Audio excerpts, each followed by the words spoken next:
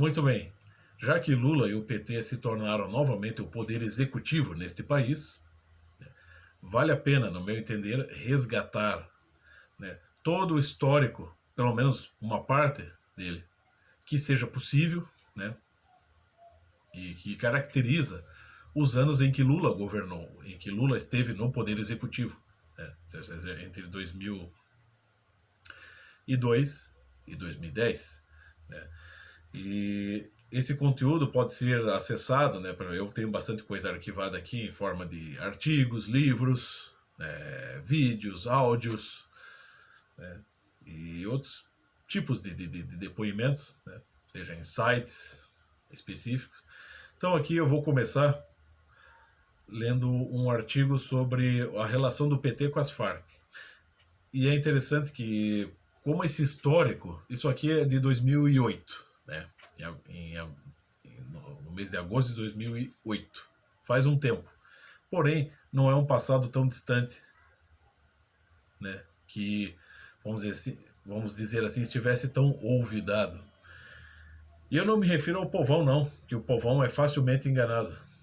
Mas me refiro àqueles intelectuais, entre aspas, que deveriam estar, né, vamos dizer assim, trabalhando em prol da verdade, em prol do entendimento da realidade e em prol do esclarecimento dos perigos que um partido político pode trazer para o país. Trabalho que não fizeram. Então vamos tentar fazer esse trabalho. Esse aqui é um artigo já impresso, eu tenho muita coisa impressa aqui do antigo jornal do professor Olavo de Carvalho, Mídia Sem Máscara, certo? Então, aqui é o seguinte: Affair Farc-PT, a culpa é da imprensa. Aqui o autor do artigo é Gerson Faria, já foi um grande colaborador do professor Olavo de Carvalho. Em meio às tentativas de vários dirigentes do PT e membros do governo de negar qualquer tipo de relação com os terroristas e narcotraficantes de esquerda, um artigo que chama a atenção é o do secretário de Relações Internacionais do PT, Walter Pomar, da tendência Articulação de Esquerda. Estranhamente, é o único texto publicado oficialmente sobre o assunto até a data corrente, ou seja, 6 de agosto de 2008, sob o título Paródia, Os Infiltrados. Inicia sua tentativa citando 2 filmes, apenas para dar um tom frívolo ao assunto, como se tentasse puxar o leitor para uma mesa de bar. Para ele, tudo não passa de uma mentalidade de Guerra Fria ainda não expurgada da imprensa brasileira. E ainda passa um pito na Folha de São Paulo, veja só. Né? Que, por mais que colabore com o PT, ainda não está do jeito que ele gostaria.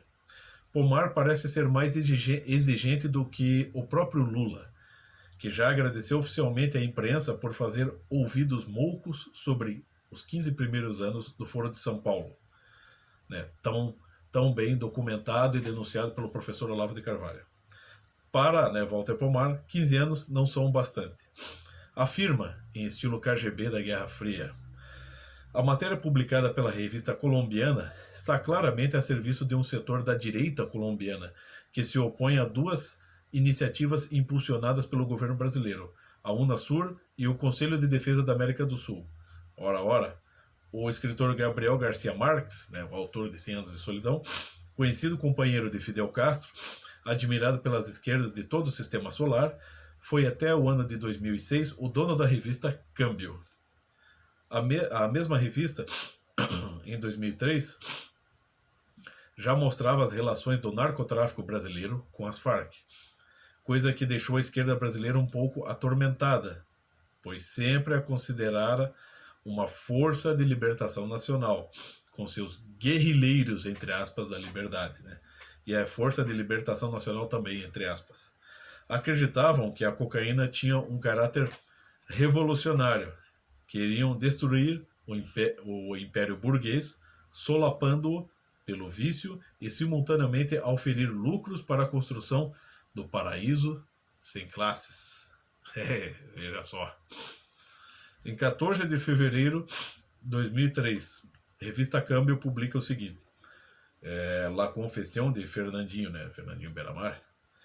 Câmbio revela la declaração gravada del narcotraficante brasileiro, sócio de las FARC, que serviu a eu, né, para processar a vários comandantes guerrilheiros por negócios de cocaína. Aí já vemos que, mesmo enquanto Gabo era acionista majoritário e presidente do conselho editorial de Câmbio, da revista Câmbio, a matéria não fez concessão alguma à simpatia esquerdista, veja só. Só uma mentalidade típica de juventude, né? Típica de juventude comunista, afirmaria que a revista está a serviço da ultradireita, diz o então presidente Álvaro Uribe. Walter Pomar afirma em outro trecho: mas foi só chegar em solo pátrio, né, que a coisa muda de figura e vira infiltração. Ou seja, a imprensa brasileira não apenas compra a versão do setor mais duro da direita colombiana, como ainda adiciona seu tempero inconfundível. Há aí desinformação explícita, ou seja, não existia o termo fake news, né, naquele tempo. Em nenhum momento o autor nega qualquer envolvimento com as Farc, pois sabe que seu partido e a esquerda brasileira, de modo geral, fez muito por elas. Pelo embaixador das Farc no Brasil, de codinome Olivério Medina, e por sua esposa Ângela Maria Slongo, atualmente lotada no Ministério da Pesca, governo Lula. Ou seja, veja quantos asilos políticos o então presidente Lula concedeu a vários criminosos de alta periculosidade, né? E os caras chegam aqui disfarçados em forma de padre, em forma de prisioneiro político, sabe lá o que for. Ademais, o próprio Walter Pomar também subscreveu o famoso movimento contra a extradição de Medina. Você vê. Seu nome encontra-se na categoria políticos e autoridades, juntamente com companheiros seus. Walter Pomar, Diretório Nacional PT, Plínio Arruda Sampaio, Diretório Nacional do PT, Raul Pont, Diretório Nacional do PT, Paulo Petri, Corrente Comunista, Luiz Carlos Prestes, entre outros, né? Uma lista variada. Nesse aspecto, Walter Pomar está correto. A imprensa brasileira erra por muito em afirmar que houve infiltração das Farc no PT, pois ambos possuem um histórico de apoio político mútuo há já muito tempo, tendo sido o próprio PT o maior responsável pelo não reconhecimento pelo Brasil da categorização das Farc como grupo terrorista. E a imprensa brasileira não só erra, é cúmplice por ter ficado calada, assim como o PT mandou, enquanto as esquerdas adquiriam todas as prerrogativas contra o dragão da maldade por elas considerado o chamado neoliberalismo. Então você vê, esse é um artigo que já tem aí os seus, deixa eu ver, mas daqui a pouquinho vai ter 20 anos essa situação, né? Então já tem seus 14 anos, né, durante o governo PT. Então você percebe já isso ali, esse artigo, ele já está ultrapassado, já estamos em outra realidade, mas isso ali é parte do processo de formação, de aparelhamento do Estado e de intensificação da atividade de esquerda no Brasil. E nesse processo você tem o quê? Você tem a formação, o fortalecimento de grupos criminosos, sobretudo de facções de narcotraficantes, que vão se tornando cada vez mais não só afinadas com esse cartel internacional que é as Farc, mas também quem está mediando isso aí, quem estava mediando já era o próprio PT. Então você entende que se hoje o Lula está sempre tentando justificar os crimes e tentando amenizar os efeitos do crime, do tipo assim, ele só roubou para comprar uma cervejinha, saiba que no passado, para que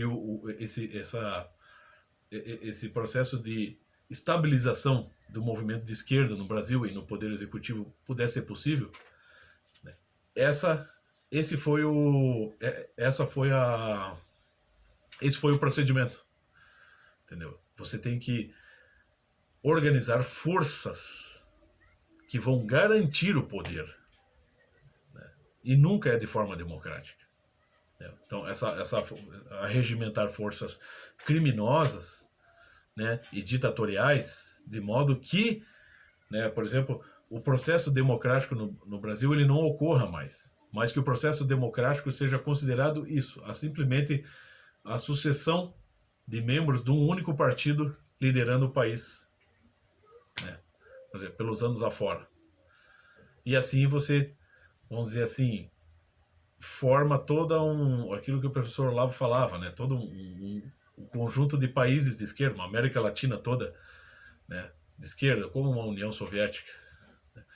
O projeto é esse, e ele continua em andamento. Então você mantém o poder sobre as pessoas, você se enriquece, né, você determina o curso das coisas no país, se tenta pelo menos fazer isso, e para garantir todo esse processo, você sim começa a fazer acordo com todo tipo de criminal, sobretudo com organizações criminosas de narcotraficantes, internacionais e nacionais, de modo que você possa, vamos dizer assim, de forma explícita ou implícita, vamos dizer, atemorizar a população, mas ao mesmo tempo você, né, no caso o Estado, é o que vai garantir, entre aspas, a segurança da população. Tudo isso é um processo de orquestração que se dá por um pano de fundo, que o cidadão comum não percebe, não tem condições de entender, ou às vezes nem tem tempo para se informar sobre.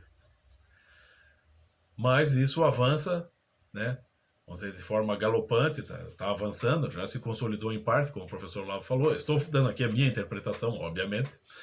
E, é claro, com a colaboração, sobretudo, como o próprio professor Olavo explicava, de intelectuais, que vão tentando justificar tudo isso por meio de discursos. E pela própria produção cultural, artística, que vai tentando, colocando filmes de propaganda, em que se glamoriza o crime e se torna, e vai consolidando, tentando consolidar uma imagem de vilão para o cidadão comum, o burguês, o oligárquico, o empresário, né, o investidor, enfim, entendeu? Você vai invertendo o conceito, o senso comum sobre a realidade, de modo que as pessoas tornam-se muitas vezes capazes de aceitar, acreditar que os narcotraficantes são os verdadeiros defensores de um país, junto com o governo, né? Então é claro que é todo um processo ilegal, perigosíssimo e que se dá ao longo do tempo, e que esse tipo de notícia, tem muitas outras matérias sobre isso aí, está lá esquecida no passado, mas é uma coisa que está dentro do jogo do PT e que ao longo do tempo vai se intensificando, está aí presente até hoje. Ok? Eu vou tentando fazer isso também, resgatar, cada um faz sua parte, vamos tentar resgatar isso aí tudo.